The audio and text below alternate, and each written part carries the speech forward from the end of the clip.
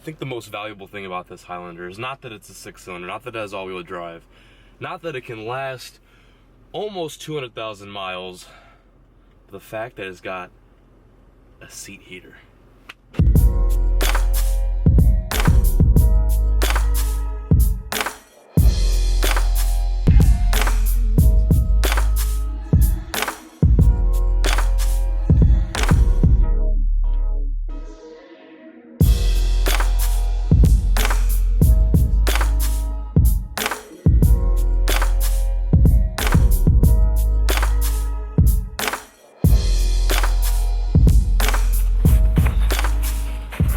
Finally picked off my first fish of the day. I'm so stoked, dude. This water is so cold.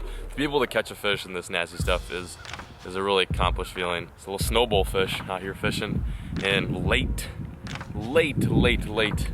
December, and it is cold.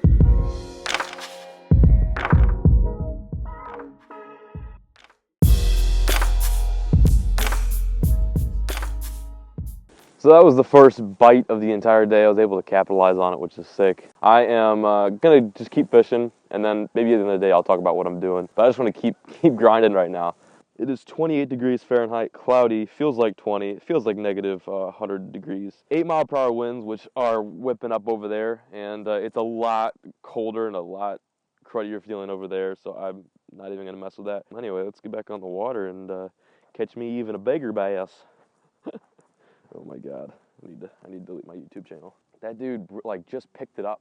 He just barely hit it too. As you can see, he was barely hooked. I was just kind of bringing it over a little rock. I thought I was on a rock, and I just brought it over a little rock, and he was just on there.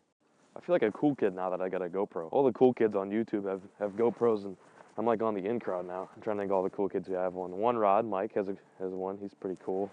Andrew Flair, he's got one, but I don't really think he's that cool. The Fluke Master's got one. Tackle Junkie, he might film with one. Oh my god, this is actually embarrassing. I wonder if they'd hit a swim bait right now. Oh, son of a... Here we go, I got it off, nice. Definitely gonna have to retie though. No doubt in my mind. See, this is why when you're fishing rocks, you always need to retie. I don't even have to, I'm just guessing, I just know. Look at that. That's why you always retie. Thankfully, at this point, I've lost complete 100% control of, or feeling of my hands. So, you know, it doesn't really feel like cold anymore. It just feels like nothing. So that's my little presentation today. It's actually I thought it would be a little bit too big, but apparently that bass didn't think so. Thing is, look how big the holes and slots there are in these rocks. There's just probably so much aquatic life living in there. Crawdads, macroinvertebrates, which are basically a fancy way of saying like aquatic insects, minnows, leeches. There's probably so much living in these rocks. They look like regular rocks, but the creases in these rocks are so huge, and it allows for a variety of different forage species to get tucked up under here. And over there's even bigger rocks. So I find that I catch bigger fish actually over in those bigger areas because the bigger bait can fit into those crevices. Could be completely wrong. I may have no idea what I'm talking about, but that's just kind of the pattern I like to go by. I ever said that. Don't listen to, what the hell? What are those? They're probably flying south. I don't blame you. Take me with you, man. I think it's safe to say the day is pretty much over. I want to mention a few things about today and some tips that I want to relay back to you guys. This time of year, I just saw a fish surface.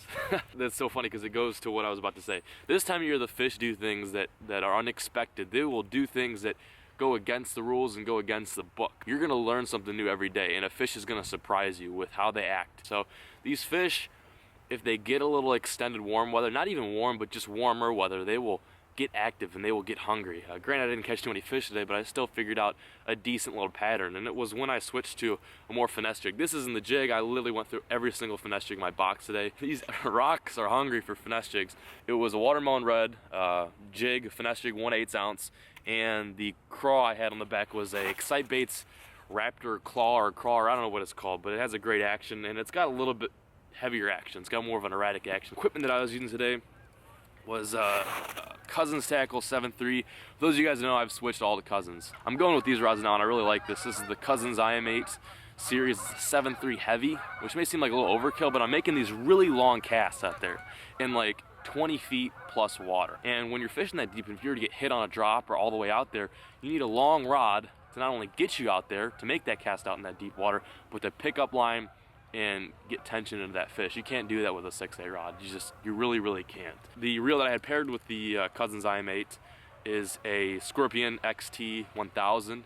It's got a decent amount of line capacity, and the free spool is amazing, so I can really get long casts out there, and it complements this rod. It's super lightweight. The line I was using is 12-pound test Seaguar Invizx.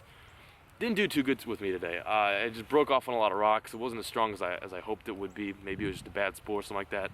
And the jig I was using was an all-terrain 1/8 ounce Finesse jig in watermelon red. So that's the gear. Try to pick a jig color that looks similar to the rocks, not exactly like the rocks, because the craws will take on a similar color to their habitat, or the insects will do the same thing. I don't even think these fish even think it's a crawl. I think sometimes they think it's an insect, or just something that's in their area. Hope it warms up though.